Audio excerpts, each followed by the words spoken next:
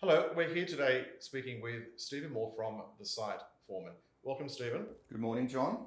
Now, Stephen, the site Foreman 2020 has been a challenging year.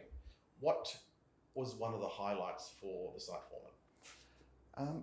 I suppose the biggest highlight, John, was just how busy that we were, as well as the whole of the construction industry. So I suppose if anything, that's a positive that came out of it.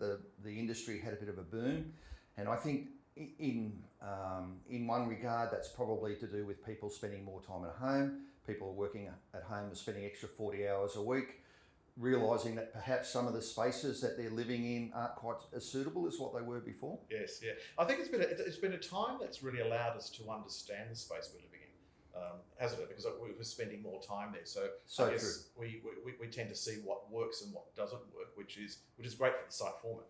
Of course. Yeah. So if you'd like to contact the site Foreman, of course, the website is www.thesiteforeman.com.au, or of course, ring the guys, the number's in there. Or if you want renovation advice or build advice, all the team's here to help you out.